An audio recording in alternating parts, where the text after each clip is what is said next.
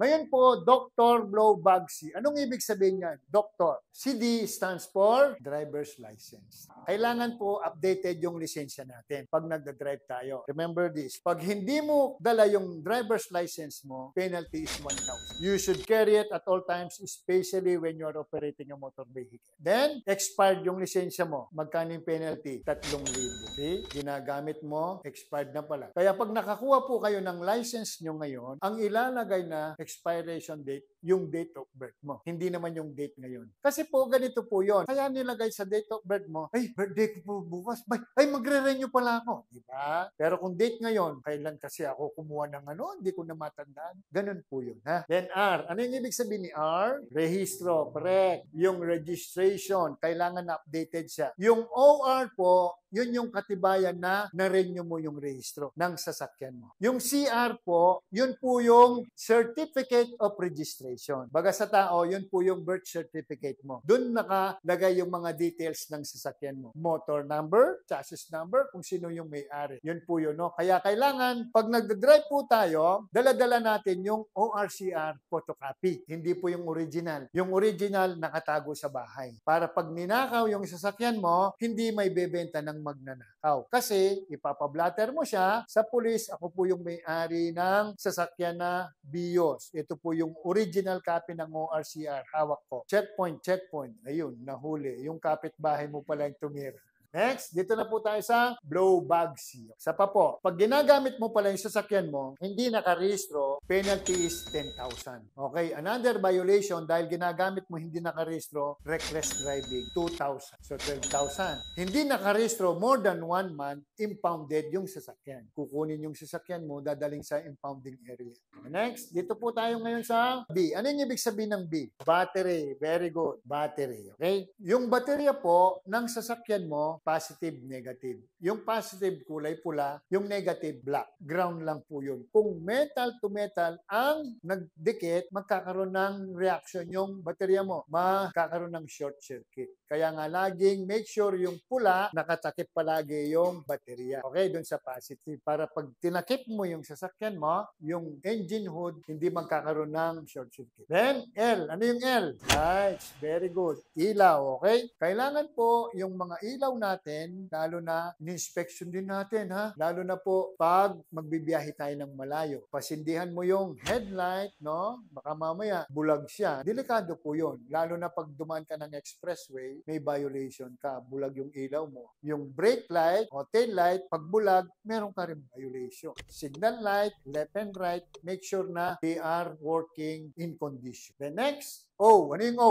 Oil. Correct. Yung oil po, parang sa tao din yan. Pag kulang yung dugo mo, anemic ka, magpo-collapse ka. So, kailangan, chinecheck natin yan. Oil level, check nyo. Pag chinecheck po yung oil level ng sasakyan, make sure na you are in a flat surface. At pinaka-ideal pong magpa-check nyo yung oil, yung malamig yung makina, yung hindi pa umaandar. Kasi yung kinabukasan, yun yung pinaka-ideal yan. Kasi lahat ng langis na pumunta dun sa makina, bababa, pupunta dun sa oil fan. Pag chinek mo, accurate po yung sukat. Pag kulang dun sa level, dagdagan. Huwag nyong ibibiyahe na marami yung kulang. Pag konti lang yung kulang, okay lang yun. Huwag lang yung masyado ng kalahati na yung langis. Kasi po, yung po kasing piston nyo, bubudot ka ng 3 hibla ng buhok mo, ganun lang po yung clearance niyan. Kaya pag kulang yung langis, iinit po yan, magdidikit. Yun na po yung cause ng overheating. Mahal po yung pagpapagawa ng makina. So, alagaan po ninyo yun. Then, ano yung W? Water. Okay. Kailangan painumin nyo yung sasakyan. Ha? Ang ginagamit pong water ngayon, hindi na po advisable yung tubig sa gripo at saka sa poso. Ang ginagamit po ngayon ay distilled water. Absolute. Yan, no? Next, another B. Brake. Very good. Kailangan, chinecheck pa rin natin yung mga brakes ng mga sasakyan natin. Okay? So, gumagamit po tayo ng brake fluid. Kailangan i-check po natin yung tamang brake fluid para po laging ayos yung preno natin. Then, A. Ano yung A? Air and accessories. Okay? Meron po kasing nakasulat dito sa, pag inopen mo yung pintuan dito sa side, nakalagay doon, size ng gulong, makikita mo dito, 185 by 60 R15 84H.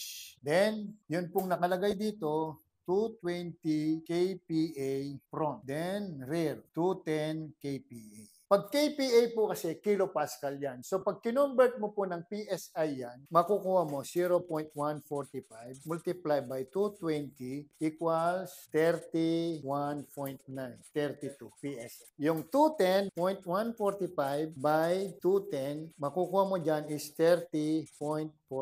So 32, 30. Bakit 32 yung unahan? Binubuhat na niya yung engine. Yung 30 yung sa likuran. Pag ganyan po yung design pressure ng sasakyan mo, recommended po yan ng manufacturer. Huwag na po nating dadagdagan yan. As is lang po yan. Kahit malayo, malapit yung pupuntahan mo, ilalagay mo yan 32 PSI, no? Ang dadagdagan po natin, yung reserba. Kasi po, yung spare tire mo, pag hindi nagagamit yan, nagdi-deplete o nababawas yung hangin. Pwede mong gawing 36 PSI. Para just in case gagamitin mo na siya, matigas pa rin.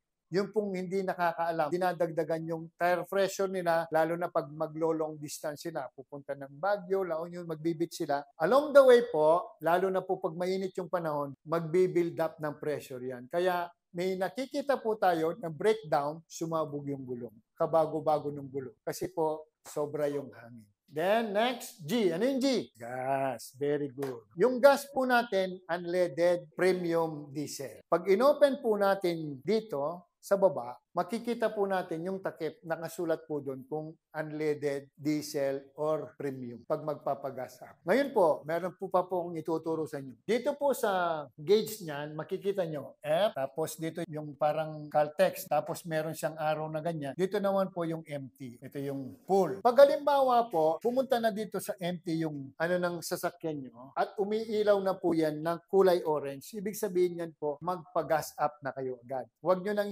hihintayin na mamatay si engine kasi mauubusan na ng reserve. Pag naubusan po yan ng reserve, mahirap pong ipa-start yung sasakyan. Tatawag ka pa ng mekaniko, kakalkalin yung karburador niya para lagyan lang ng pondo ng gasolina. Pag nakita nyo na po na orange na yan, make sure na mag-gas up na kayo. Ngayon po, pag halimbawa, pupunta kayo sa ibang lugar, hindi nyo kabisado, make sure na full tank nyo. Para kahit anong mangyari dyan, malayo, malapit man yung gasoline station doon, sigurado ka na hindi ka maubos ng gas. At ngayon po, meron pong araw na maliit dyan. Ang ibig sabihin yan, tinuturo niya yan kung saan yung gas tank mo. Para pag magpapagas up ka, alam mong i-align sa gas station. O next, tapos na po tayo sa gas. Susunod po yung S. Anong ibig sabihin ng S? Steering. Okay? Manubela. Dalawa po yung design ng steering. Yung isa pong design niyan, yung mga nauna, fluid type. Pag tumitigas po yung steering mo, lalagyan mo lang ng gear oil yung lalagyan niya. Parang lalagyan din ng brake fluid. Bubuhusan mo siya, then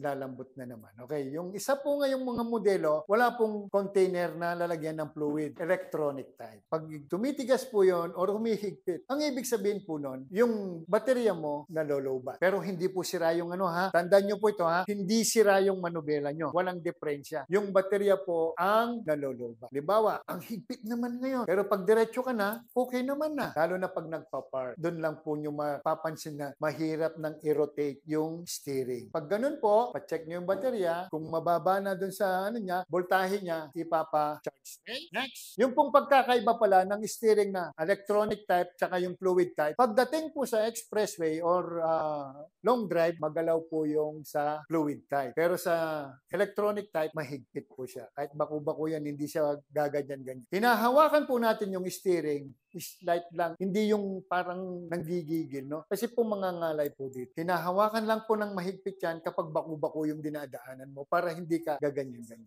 Makokontrol mo. Okay? Next, why? Ano yung ibig sabihin ng why? Yourself. Okay? You are physically, mentally, emotionally, financially fit to drive. Okay? Yung physical, wala kang karamdaman na masama. Then, mental, kailangan focus. Then, emotional, lalo na po pag galit tayo. No? Iwasan po natin mag-drive. Kasi pag diin mo pa lang ng gas, mabigat na yung paa mo kasi mainit ang ulo mo.